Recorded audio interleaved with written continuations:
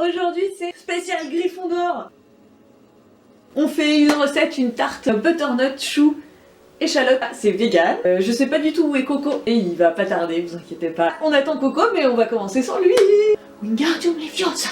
Alors, première étape, on s'attache les cheveux. On commence par couper un demi butternut pour faire une tarte à peu près. On va le couper en petits bouts et on va le mettre dans un plat à tarte qu'on va mettre au four. Mettez en premier votre four à chauffer à 200 degrés à peu près.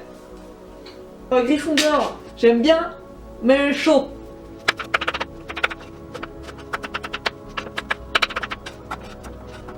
Donc j'ai tous mes petits carrés de butternut et je vais rajouter dedans de la sauge. Alors après vous pouvez mettre du thym, de l'origan. Moi j'aime beaucoup la sauge, en plus ça vient du jardin de mon amie Annelle.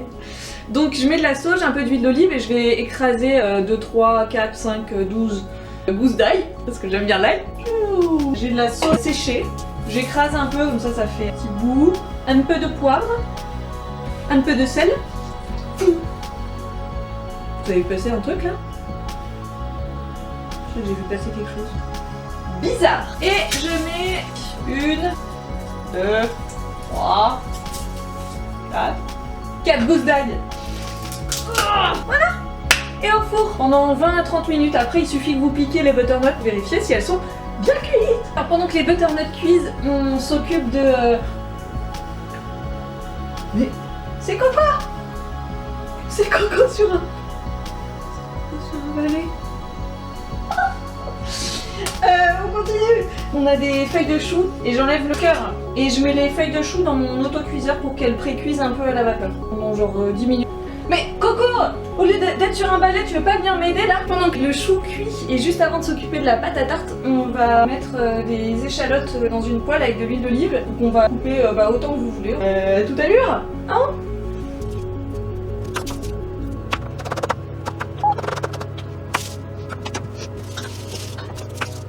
On va s'attaquer à la pâte à tarte. Donc il nous faut juste de la farine, de l'eau, de l'huile d'olive, un peu de sel. Coco! Non mais reviens! Bon, décidément Coco a décidé de s'amuser aujourd'hui, donc il va pas du tout nous aider à cuisiner. Hein. Donc pour la pâte, je mets de la farine dans un saladier, et puis je mets un peu d'eau, je mélange et il faut que ça fasse une pâte. Et on pétrit! Pétrit. Coco! Viens ici! En plus, il y a Edwige qui s'y met. Au secours, Edwige! Ça suffit, hein. Ça suffit. Et on peut mettre un peu d'huile d'olive. Alors, ceux qui me connaissent savent que je suis une grande fan d'Harry Potter. Là, dans Harry Potter, ils mangent des tartes au citron, je crois. Trop. Si vous vous souvenez, vous pouvez le mettre en commentaire.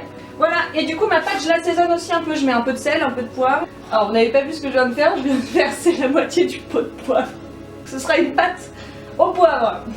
Et je rajoute un peu de sauge. Du coup, je la fricasse, je la concasse, je la casse. Et voilà!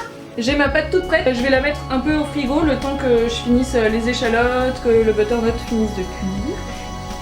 Wingardium Leviosa!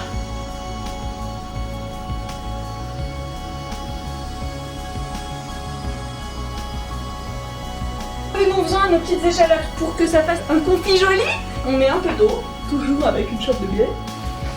Ça déglace. Alors quand je fais de la cuisine, apparemment je prends un accent du sud. Et un tout petit peu de sucre, genre une cuillère à soupe. On s'apprête à étaler.